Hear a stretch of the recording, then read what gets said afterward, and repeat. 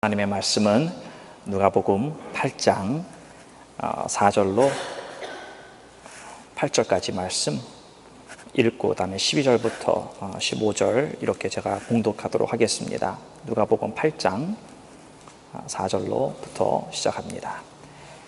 각 동네 사람들이 예수께로 나와 큰 무리를 이루니 예수께서 비유로 말씀하시되 씨를 뿌리는 자가 그 씨를 뿌리러 나가서 뿌릴새 더러는 길가에 떨어짐에 밟히며 공중의 새들이 먹어 버렸고 더러는 바위 위에 떨어짐에 났다가 습기가 없으므로 말랐고 더러는 가시떨기 속에 떨어짐에 가시가 함께 자라서 기운을 막았고 더러는 좋은 땅에 떨어짐에 나서 100배의 결실을 하였느니라.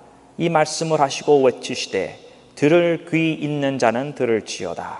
12절 길가에 있다는 것은 말씀을 들은 자니 이에 마귀가 와서 그들로 믿어 구원을 얻지 못하게 하려고 말씀을 그 마음에서 빼앗는 것이요 바위 위에 있다는 것은 말씀을 들을 때에 기쁨으로 받으나 뿌리가 없어 잠깐 믿다가 시험을 받을 때에 배반하는 자요 가시떨기에 떨어졌다는 것은 말씀을 들은 자니 지내는 중 이생의 염려와 재리와 일락의 기운이 막혀 온전히 결실치 못하는 자요 좋은 땅에 있다는 것은 착하고 좋은 마음으로 말씀을 듣고 지키어 인내로 결실하는 자니라. 아멘. 제가 말씀 나가기 전에 광고 하나를 빼먹었는데 자슈아가 방학을 맞아서 저희 돌아왔습니다. 우리 아들을 소개하는 거 제가 깜빡했어요. 우리 아들 저쪽에 앉아 있는데 일어나서 인사하며 다 환영해 주세요. 네.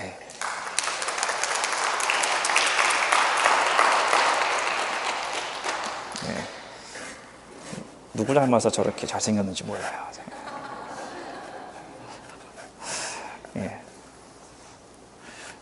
저 웃으시라고 한 말씀이에요. 아시죠? 근데 웃으시는 건 좋은데 비웃으시면 곤란합니다. 비우는 사람은 이거 회개해야 돼요. 그래요. 오늘은 씨 뿌리는 자의 비유라고 하는 제목으로 여러분들과 하나님의 말씀을 나누기를 원합니다. 농사법을 보면은 심는 원리가 있고 뿌리는 원리가 있습니다. 우리나라를 보면은 농촌에서 모내기를 하지요.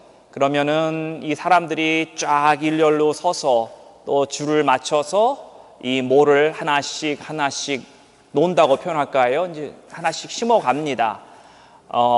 그렇게 허리가 아플 정도로 모내기를 끝나고 나면 그 다음에 참 이 모내기 하면 생각나는 게 뭐보다도 이 새참 생각이 많이 나요. 그래서 몇 그릇씩 그렇게 먹으면 참 그게 얼마나 맛이 있어 보이든지 제가 모내기를 보기는 많이 봤습니다. TV에서. 그런데 직접 해보지는 못했어요. 혹시 모내기 해보신 분들 계시죠? 네, 아마 여러분들이 해보셨을 것 같은데 우리나라에서 이 모내기 하는 것은 바로 이 심는 원리입니다. 심는 원리.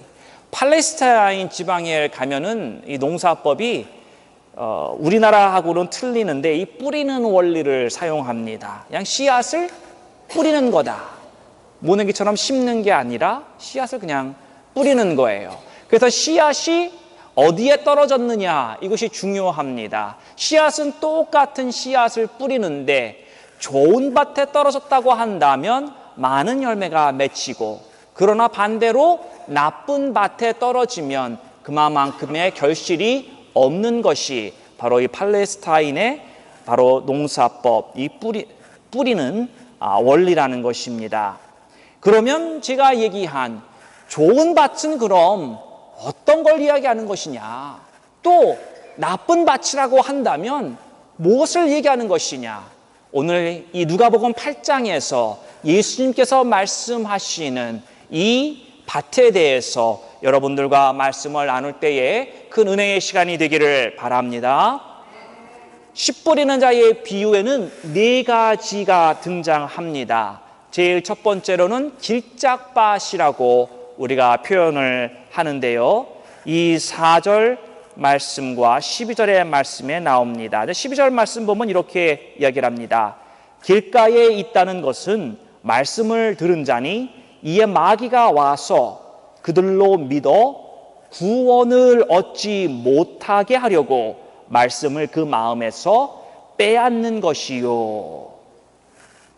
이 길짝밭이라고 하는 것은요, 씨앗이 들어갈 수 없는 상태를 이야기합니다. 너무나도 굳어져서 땅이 너무 단단해져서 이 씨앗이 아주 부러졌을 때 쏙 들어가야 되는데 너무 단단해져서 도저히 씨앗이 뚫고 들어갈 수 없는 그러한 상태를 이야기를 합니다. 여러분, 제가 예전에도 이런 말씀을 드렸던 것 같아요. 우리가 도로 공사를 새로 하다 보면은 이 롤러라고 하는 것이 왔다 갔다 하면서 그 도로를 누릅니다. 그러면 그 위에 까는 그 재료들이 딱딱해지죠. 롤러들이 왔다 갔다 하면서 눌러대니까 맨질맨질 반짝반짝해집니다. 그렇게 두껍게 길을 까는데 바로 오늘 이 이야기하는 길짝밭이 사람의 심령이 바로 이런 롤러가 와서 하도 왔다 갔다 아주 맨질맨질할 정도로 만들어놨다라는 것입니다. 이 길짝밭이 그렇게 롤러로 눌린 것이 뭐로 눌렀느냐? 자기의 생각을 너무나도 많이 채워놓은 것입니다. 세상의 철학, 세상의 방법, 이런 걸로 충만해지는 겁니다.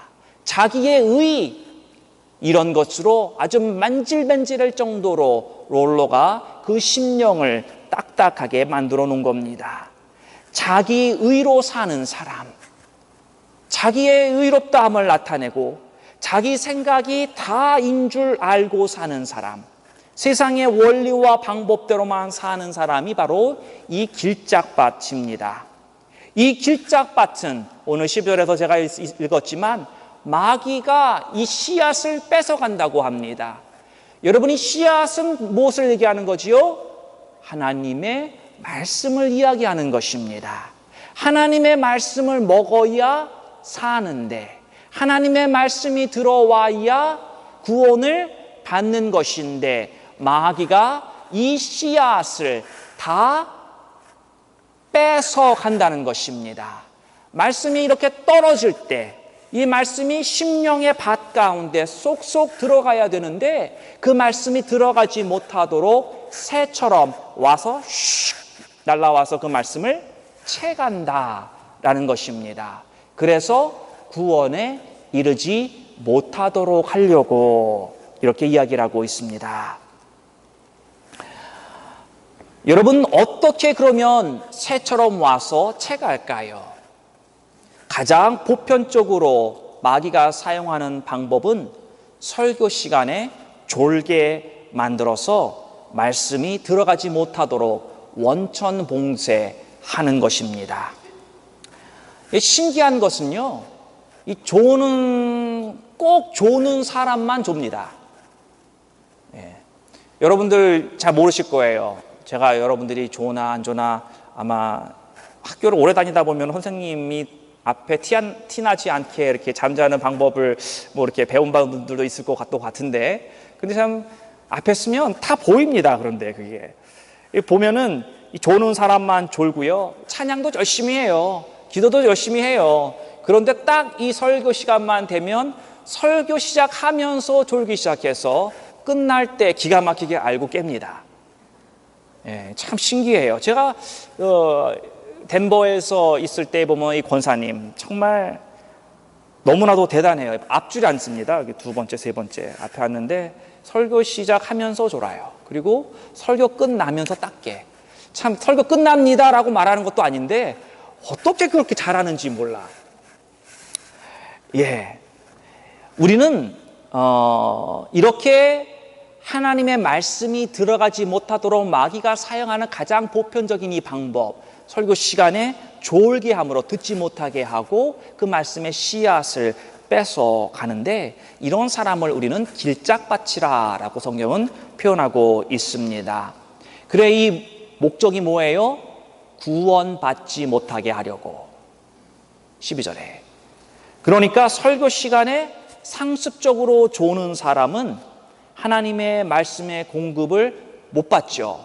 이런 사람은 둘 중에 하나입니다. 첫 번째로는 구원을 받지 못했던가, 두 번째로는 구원을 받지 못한 사람과 똑같이 살고 있다라고 이야기할 수 있습니다. 어떻게 되었든 간에 굉장히 심각한 상태죠. 자, 길짝밭. 이 길짝밭은 제가 조금 더 설명을 드리면 세상의 경향성이 강한 사람입니다. 이 세상의 방법으로, 이 세상 것으로 많이 가득 차 있는 사람입니다. 왜? 하나님의 것이 들어올 수 없기 때문에. 가진 거라고는 세상의 것밖에 없는 거죠. 왜냐하면 세상에서 보고 들은 것, 이런 배운 것, 이것으로밖에 살 수가 없는 것입니다. 내 것, 내가 가진 것, 이것밖에 없는 거지요. 이런 사람들은 무엇을 먹을까, 무엇을 마실까, 무엇을 입을까, 여기에다가만 온 정신을 팔고 삽니다. 인생의 모든 에너지를 바로 먹고 사는 것에다만 쏟고 사는 거예요. 등골이 휘도록 죽을 때까지 먹고 마시는 게 다인 줄 알고 그것만 위해서 살다가 죽는 겁니다. 바로 세상의 경향성. 평생 동안 이렇게 사는 거예요. 사랑하는 성도 여러분, 성도는 먹고 사는 거에다가 온 에너지를 쏟고 사는 사람이 아닙니다. 성도는 에너지의 과반수 이상을 하나님에게 드려야, 쏟아야 성도라고 할 수 있지 않겠습니까? 하나님에게 쏟는 에너지는 없고 오직 세상에 먹고 사는 거에만 빠져서 산다고 한다면 우리는 그 사람을 성도라고 부를 수 있을까요? 그렇게 부를 수 없을 것입니다. 세상의 경향성이 많은 사람, 여러 가지 표현할 수 있겠습니다. 우리가 남자들 가운데 세상의 경향성이 많은 사람이 하는 것 중에 하나가 하루에 신문을 2시간, 3시간씩 정독하는 사람. 이런 사람은 세상의 경향성이 충만한 사람입니다. 여러분, 우리가 이 신문을 보게 되면은 이 신문은 세상에서 일어나고 있는 여러 가지 이야기들을 많이 이야기하고 있는데 거기에 세상에 더러운 것들이 신문에도 다 있습니다. 그리고 신문이라고 100% 다 논설위원들 쓰는 것, 특별히 이런 것들, 이게 다 사실 진리가 아닙니다. 자기의 오피니언이고 그런 것이 속이는 것일 수도 있고 자기가 함께하는 어떤 특정 그룹에 의해서 그들의 이익을 대표하는 그러한 길들, 이런 수많은 것들이 있습니다. 우리는 그것을 영적인 필터링 시스템이 없는 사람이 이렇게 2시간, 3시간씩 세상의 것, 이것이 신문이 되었던 아니면 뉴스가 되었던 무엇이 되었던 그것만에다만 쏟고 산다고 한다면 그 세상의 것이 그대로 그 사람들에게 필터링을 통해서 걸러지지 아니하고 쭉쭉쭉쭉 들어가게 되고 그 영향력 속에서 살게 되는 것입니다. 그렇게 살다 보면 심령이 굳어집니다. 굳어지고 또 굳어져서 신문에서 몇 사람이 죽었다 그래도 전혀 감각이 없어져요. 수만 명, 수십만 명 죽어야 좀 죽었나 보다. 이렇게 굳어지게 되는 거예요. 여자분들, 세상의 경향성이 많은 여자분들은 어떤 예를 들 수 있을까요? 정기적으로 박앤세일 안 가면 몸살 나는 사람. 1년에 한 번도 철야 기도 못하면서 영화를 밤새도록 봐도 그 다음날 조금도 피로하지 않고 피곤하지 않고 멀쩡한 사람. 예배 시간에 꼭 5분, 10분 늦게 오면서 백화점에서 세일한다 그런다면 1시간 전에도 가서 줄 서서 기다리는 사람. 이번 주말이 보니까 July 4th. 예, 웃는 분들은 무슨 말 하는지 이미 알죠? 줄라이 4th 또 세일이 크게 하더라고요. 야, 내일 줄라이 4th 먼데이에 가서 세일하는 거 사야지. 근데 그런 생각들이 가득 있는 거예요. 사랑하는 성도 여러분, 이 길짝밭을 가지고 있다고 하는 것은 이렇게 세상의 경향성으로 사는 것입니다. 우리에게 이런 모습이 있다고 한다면 우리는 회개하면서 기도로 이 세상의 경향성을 주님 앞에서 뽑아내야 하는 것입니다.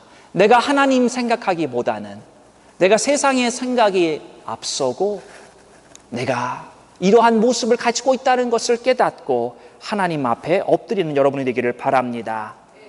길짝밭을 가지고 있는 사람은 소망이 거의 없다고 말할 수 있겠습니다. 길짝밭인 사람은 하나님의 전적인 은혜, 그냥 하는 말이 아니라 하나님의 정말 전적인 은혜가 아니면 이 사람들은 천국의 소망이 없는 자들입니다. 아무리 목회자가 이렇게 저렇게 얘기하고 설명하고 말씀을 전해도 그것에 영향을 받지 않는 사람이기 때문에 하나님이 정말 너무 적극적인 개입, 극적인 개입이 그 삶 가운데 있지 않는다고 한다면 그 사람은 천국에 가지 못하는 그런 사람입니다. 자, 두 번째, 예수님이 말씀하시는 돌짝밭이 있습니다. 이 돌짝밭은 13절에 바위 위에 있다는 것은 말씀을 들을 때에 기쁨으로 받으나 뿌리가 없어 잠깐 믿다가 시험을 받을 때에 배반하는 자요. 말씀을 받을 때는 기쁨으로 받는다는 것입니다.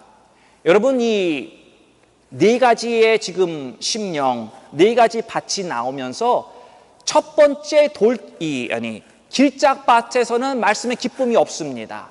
그런데 이 둘째서 시작하는 이 돌짝밭에서는 말씀을 들을 때 기쁨이 있습니다. 세 번째도 마찬가지고. 그런데 이게 오래 지속되지 않는다는 거지요. 잠깐 받을 때만 기쁜 거예요. 그런데 문제는 뭐냐? 뿌리가 깊지 않아서 말씀의 열매를 맺을 수가 없는다는 것입니다. 해가 떠서 뜨거워지면 이 농작물이 그냥 그 뿌리가 깊지 않아서 이 물을 빨아들이지 못하기 때문에 하나님의 그 생명력의 말씀을 빨아들이지 못하기 때문에 잠깐 폈다가 죽는다라는 것입니다. 이 돌짝밭은 어떤 사람을 이야기하냐면은 불신이 많은 사람을 이야기를 합니다.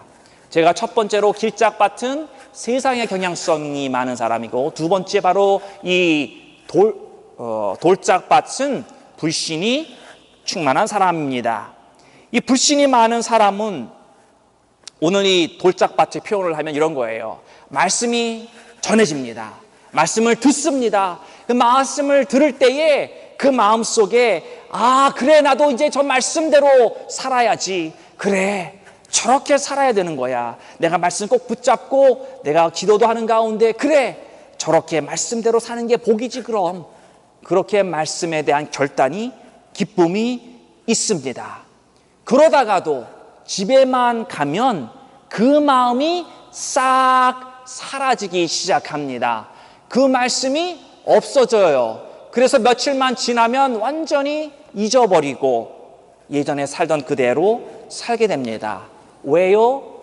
불신이 강하기 때문에 그렇습니다. 하나님의 말씀은 생명입니다. 아멘. 생명은 껍질이 까져야지만 그 안에서 나오는 것이기 때문에 껍질이 까지려고 한다면 그 시간이 필요한데 우리는 그것을 고난의 시간이라 이야기할 수 있습니다. 하나님은 우리에게 이 생명의 결실까지 가기 위해서는 고난의 시간을 허락해 주신다는 겁니다. 생명이 나올 때까지 우리는 그 고난의 시간을 견디어야 하는 것입니다. 그러면 그 껍질이 깨질 때까지의 그 시간을 우리는 어떻게 견딜 수 있습니까? 그것은 믿음이 필요한 것입니다. 믿음으로 견디어야 하는 것입니다. 믿음이 강해야지만 이 고난을 견디고 하나님의 말씀이 뿌리를 깊숙이 내리고 열매를 맺는 것입니다. 불신이 강한 사람은 말씀을 받을 때 기쁨이 잠깐 있지만 그러나 고난의 시간을 통과하지 못한다는 것입니다. 껍질이 까지는 그 시간을 견디지 못한다라는 것입니다. 하나님의 자녀는요, 신앙생활을 하면서 광야의 생활을 하게 됩니다. 하나님의 자녀라고 한다면 반드시 그 신앙생활 가운데 광야의 생활을 하게 된다는 것입니다. 이스라엘 백성이 출애굽을 해서 40년 동안 그 광야 생활을 했고요. 모든 하나님의 사람들은 그들에게 주어진 광야의 시간 속에서 광야 생활을 했다는 것입니다. 예수님까지도 광야에서 시간을 보내셨다는 것입니다. 자, 우리는 분명히 광야 생활을 해야 합니다. 사랑하는 성도 여러분, 여러분은 광야의 시간을 거쳐오셨습니까? 여러분, 제가 여러 가지 고난에 대해서 이야기하지만 오늘 거기서 특별히 말씀하지 않고 분명한 것은요, 내가 자초한 고난이 아니라 하나님이 내게 주어주시는 그 광야의 시간들 속에서 하나님의 의도한 그 시간만큼 그 광야 생활을 통해서 나의 그 껍질이 까지고 거기서 생명이 나와야 한다는 것입니다. 사랑하는 성도 여러분, 광야 생활을 통과하게 해주는 것은 믿음뿐인 줄로 믿으시기를 바랍니다. 우리들이 피할 수 없는 그 광야의 생활, 그것을 인내하고 나가게 해주는 것은 여러분이 붙드셔야 하는 믿음밖에는 없습니다.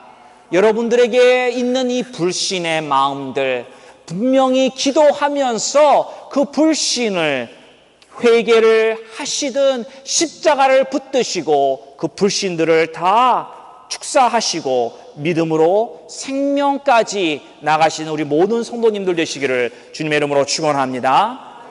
세 번째로는 가시밭이 있습니다. 14절의 말씀에 가시떨기에 떨어졌다는 것은 말씀을 들은 자니 지내는 중 이생의 염려와 재리와 일락의 기운이 막혀 온전히 결실치 못하는 자요.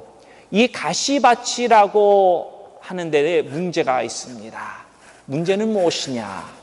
하나님의 말씀의 씨앗 말고 또 다른 씨앗이 함께 뿌려졌다는 것입니다. 하나님의 말씀만 뿌려졌어도 이 밭의 상태가 안 좋으면 말씀을 결실하지 못하는데 다른 씨앗까지 같이 뿌려졌다는 거예요. 오늘 성경은 그것을 뭐라고 표현합니까? 가시라고 표현하고 있습니다.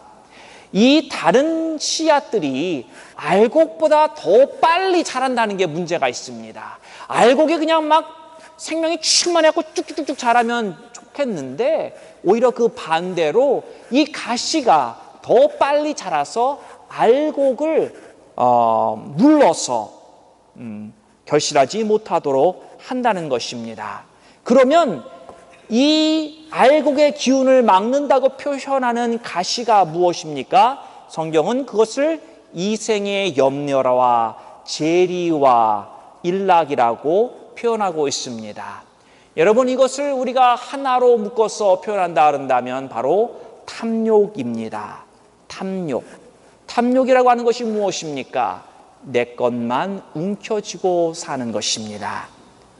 이 탐욕의 성향이 강한 사람은 신앙생활을 처음에는 잘하는 것 같습니다. 그러나 어느 순간에 보면은 그 신앙생활이 아주 엉망인 거예요. 아니, 저 사람 저렇게 내가, 그러니까 우리가 보통 사람이 표현을 빌리면 이런 거예요. 저 사람 내가 저런 사람이라고 생각하지 않았는데 실망이네. 우리가 세상의 사람의 관계 속에서 때로 그렇게 표현하지 않습니까? 영적으로도 마찬가지입니다. 저 사람의 신앙을 보니까 그래도 어느 정도 신앙이 있는 걸로 알았는데 어느 순간 돌아보니까 아니었구나, 내가 잘못 본 것이구나, 이렇게 된다는 겁니다. 우리가 여러분 잔디밭을 여름에 보면은 어떤 때 보면은 보니까 아주 푸르고 깨끗한 잔디밭이지만 한동안 돌아보지 않고 나중에 어떻게 보게 되면 거기에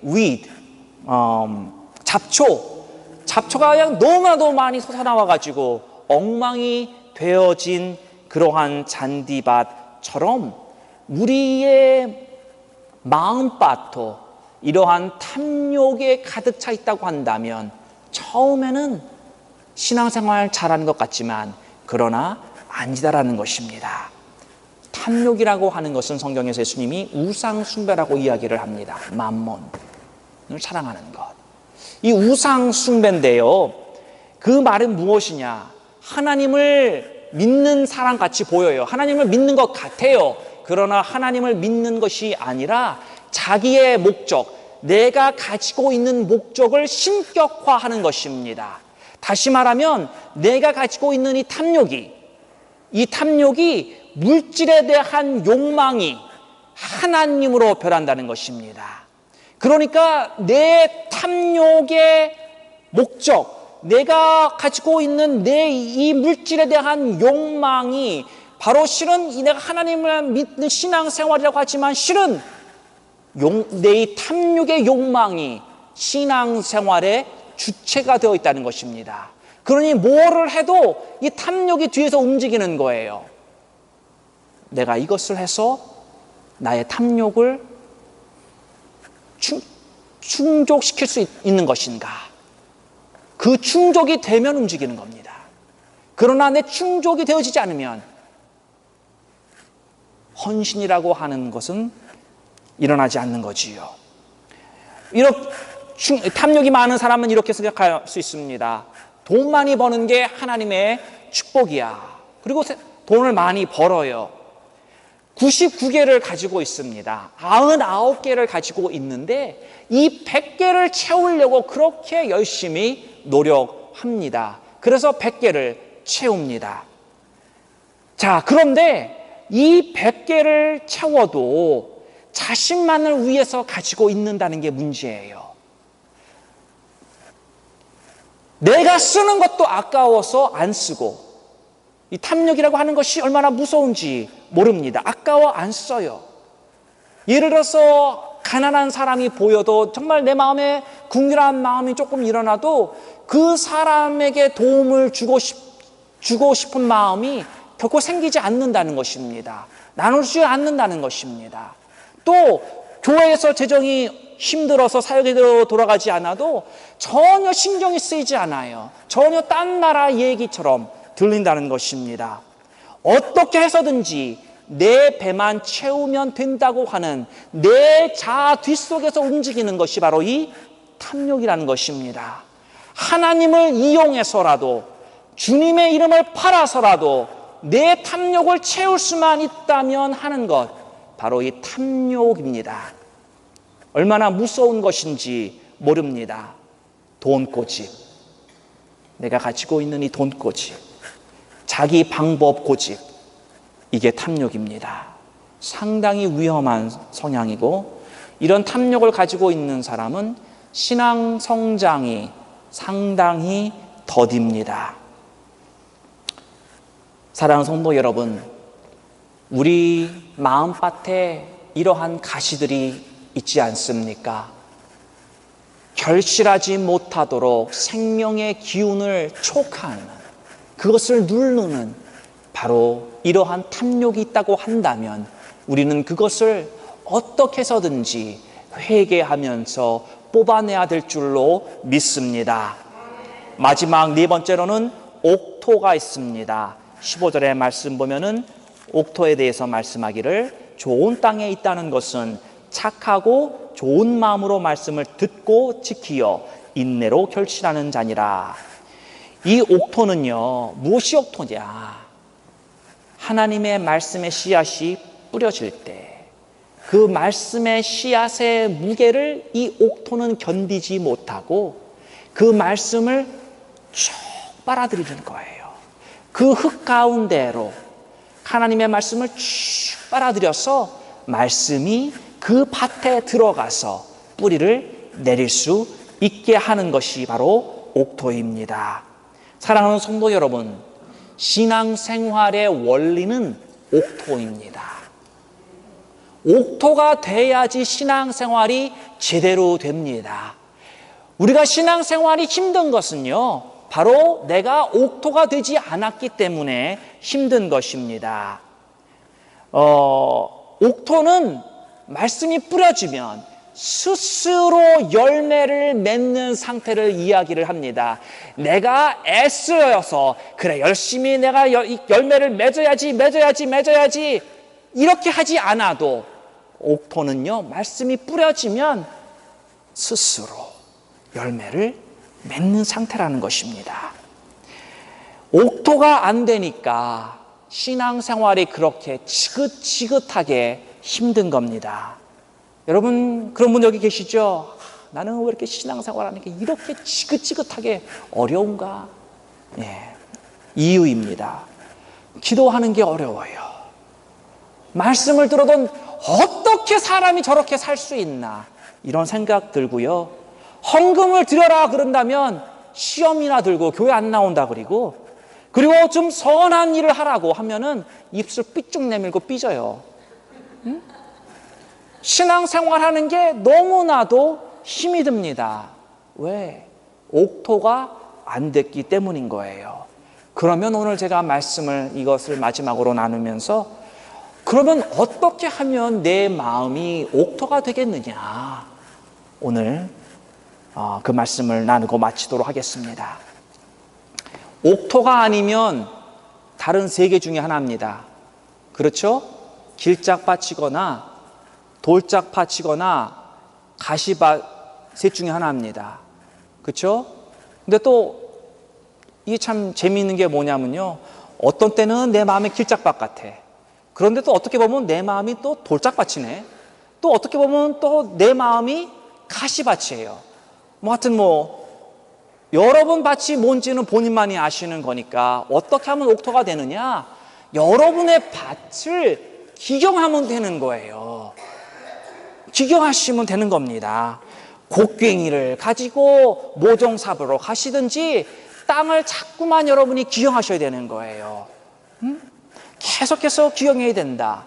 여러분이 밭이라고 하는 것은 포크레인으로 한번 푹 팠다고 해서 기경되는 게 아닙니다. 다른 말로 표현을 하면요, 여러분이 부흥회를 가서 부흥회 때 은혜 한번 옴팍 받았다고 옥토가 되는 게 아니라는 겁니다. 여러분이 이 수련회를 가서 은혜를 많이 받고 내려왔다고 해서 옥토로 변하지 않는다라는 겁니다. 계속해서 여러분이 기경해야 하는 거예요. 여러분 이 고랑을 이고 잡초도 뽑아주고 비료도 주고 계속해서 우리들이 해야 할 것 얼마나 많이 있습니까? 우리 권사님들 밭에 나가서 그놈의 잡초 뽑느라 허리가 얼마나 아프십니까? 우리 신앙생활도 그런 거예요. 내 허리가 끊어져라 아플 만큼 내 밭을 기경해야 하는 것입니다. 심령 계속해서 기경하는 것, 이것 외에 옥토가 되는 방법이 없더라.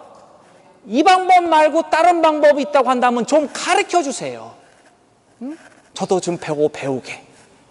계속해서 날마다 기경해야 하는 것입니다. 한 번으로 안 돼. 두 번으로도 안 되네. 세 번도 안 돼. 계속해서 매일같이 나의 심령을 체크하고 내 심령 속에 어느 날 갑자기 불쑥 솟아나오니 잡초도 뽑아내고 토랑도 매야 되고 매일처럼 해야 되는 것입니다. 그러면 사랑하기도 쉬워지고 용서하기도 쉬워지고 기도하기도 쉬워지고 헌신하기도 쉬워지고 하나님을 깨닫는 것도 쉬워지더라는 겁니다. 예전에는 내가 기도한답시고 눈 감고 기도하고 아유, 시간이 너무 안질한 것 같아. 내가 기도했던 거 또 기도하는데도 눈 떠보면 10분도 안 지나가고 그렇게 기도하기가 힘들었는데 내 마음이 옥토가 되면 눈 감았다 뜨면 30분, 1시간이 후딱후딱 지나가게 되는 겁니다.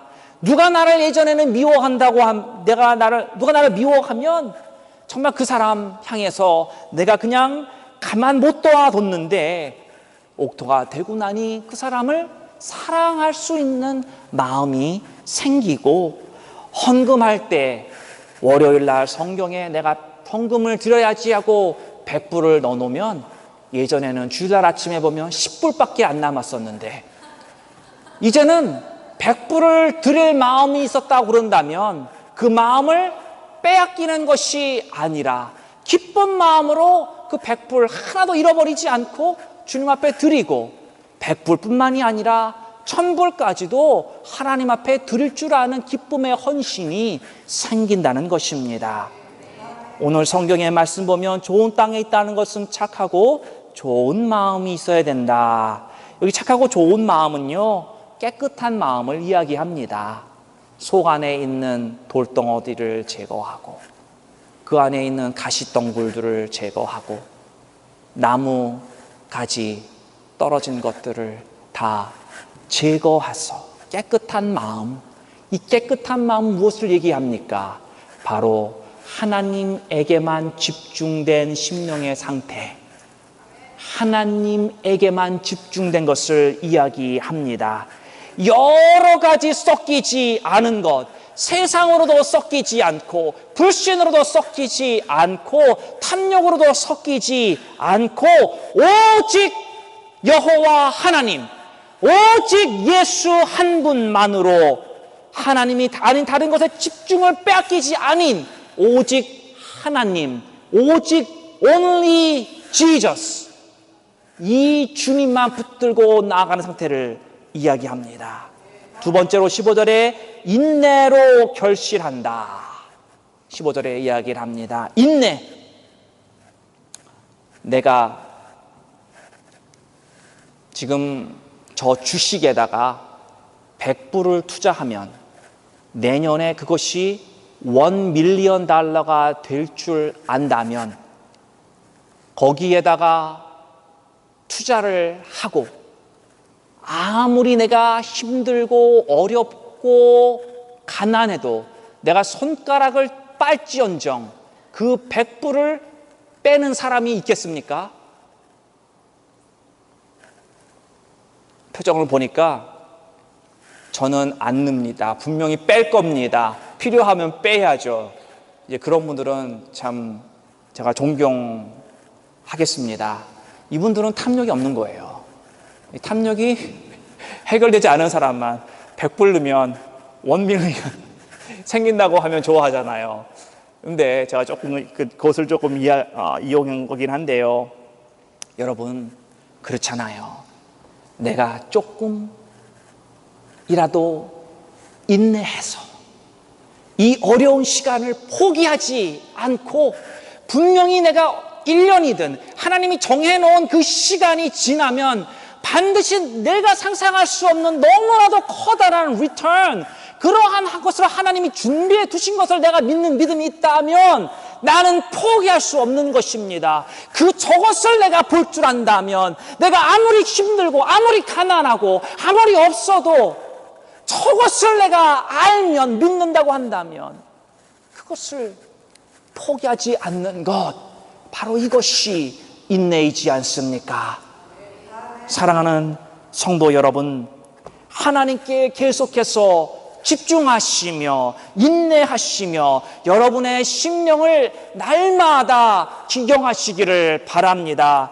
그래서 씨앗이, 하나님의 말씀이 씨앗으로 여러분에게 주어졌을 때 그 하나님의 말씀의 씨앗을 낙태시키지 마시고 결실의 풍요함을 가지시길 바랍니다. 감격과 기쁨 중에 정말 그 결실로 여러분이 주 안에서 매일같이 셀러브레이트하며 하나님을 향한 우리 성가대의 찬양처럼 끊어지지 아니하고 주님 앞에 정말 우리가 그토록 바라는 그 영광의 삶을 올려드리는 우리 모든 성도님들 되시기를 축원합니다. 우리 함께 기도할까요?